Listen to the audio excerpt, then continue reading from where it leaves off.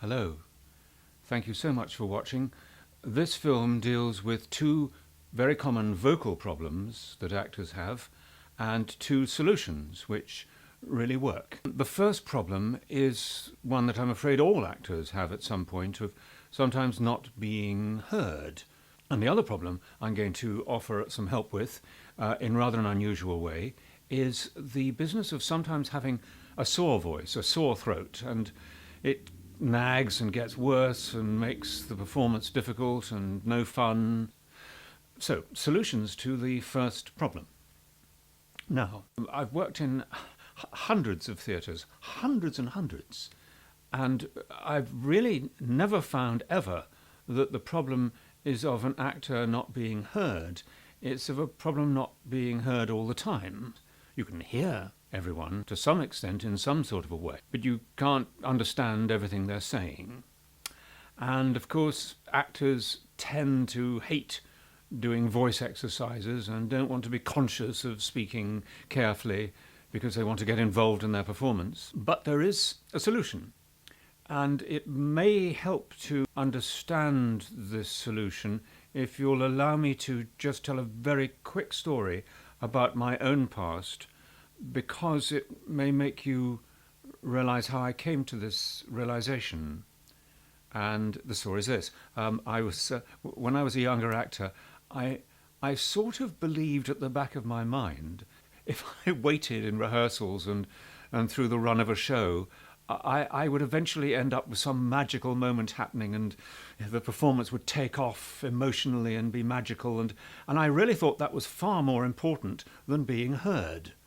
So when directors told me about once a month that I couldn't be heard very well, which must have meant that I really couldn't be heard very well, I just didn't really pay attention to it. And then I noticed that often those actors who do voice exercises before a show, when I wanted to relax and take it easy and think about my performance, those actors were often the ones that couldn't be heard either. So life went on like this, and I just didn't think it was important. I couldn't bring myself to deal with becoming a really well-heard actor, to be re-employed by directors simply because I had a great voice. That didn't occur to me. I wasn't very interested in the idea. And then I was doing a show, and I knew in advance that one of the theatres we were touring to had a reputation for being incredibly hard to hear actors in. And so something about the part I was playing made me think of two things. The first is this. Whatever part we're playing, whatever kind of role it is, whatever the character seems to be like, whatever they're like, you can always add one little extra characteristic, one small thing. And the small thing you can add is that they happen to be a person who happens to speak clearly. The character speaks clearly. The actor doesn't have to think about it, whether because they like to be in charge, or they want attention, or they need to express something, or because when they were young their mother sent them for elocution lessons. It doesn't really matter why, they just happen to be a person who speaks clearly. And as a result of this, I found on lots of occasions people would talk about the fact that I was the only actor in a show that people could hear all the time. And I'm not trying to show off, because I'm not saying my acting was any good. But it's unlikely they were lying or making it up as a compliment. To say that I stood out, that I was particularly easy to hear, must have been true.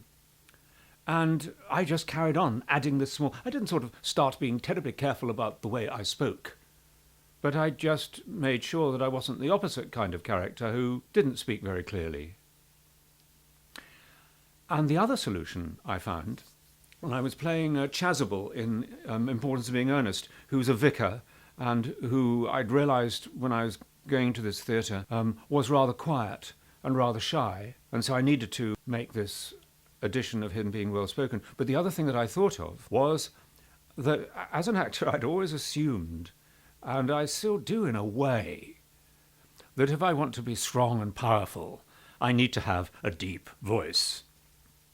And a deep voice, in my case, tends to often go into the back of the throat. And anyway, if you're walking along a street and you hear someone whining in a high voice 2 streets away, you can hear them. And I realized that if I put the pitch of my voice up very slightly, if I sounded slightly more like a tenor than a baritone, I'd still be macho, I'd still be powerful. And it's a very, very slight raising of the voice. Instead of saying, shall I compare thee to a summer's day? I used to say, shall I compare thee to a summer's day? It's barely one note, it isn't one full note on the scale up, but it just makes it so much easier to hear.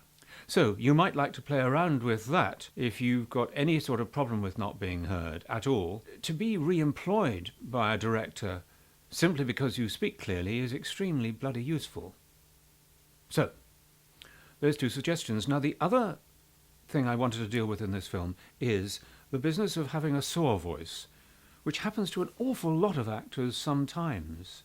And quite a lot go off to doctors and get told they've got nodules on the vocal cords and that they need operating on, and maybe that's true, but a damaged voice can go on being damaged.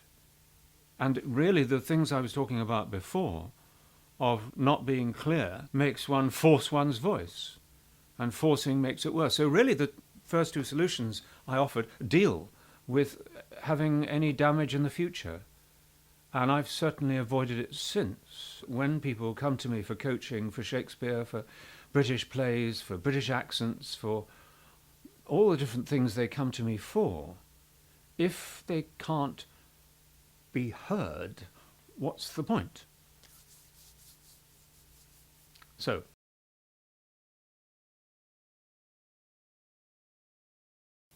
and one last thing, and then this is to encourage you to know, if you don't already know, what a great voice can be like.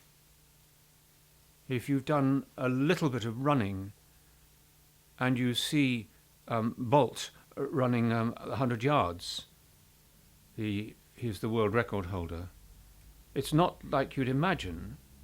It's an extraordinary event that someone could run like that. And it's the same if you've not experienced a great voice beside you on stage.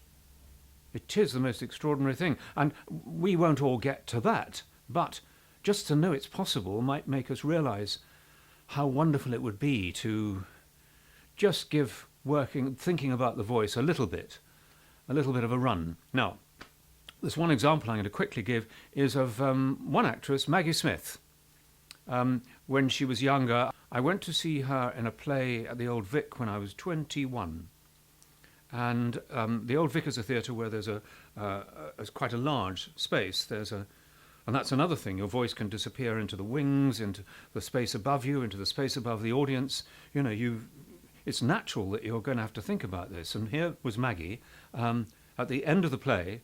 And here's the stage, and here's the orchestra seats, the stalls. Then above them was the circle at the Old Vic Theatre, and above that circle was another circle of seats. And above that, at the Old Vic Theatre, is another called the Gods. And there were no seats available, and I was standing at the back of the Gods.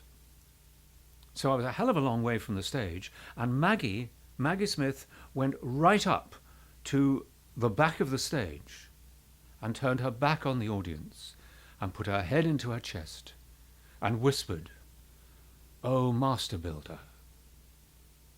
And I could hear her.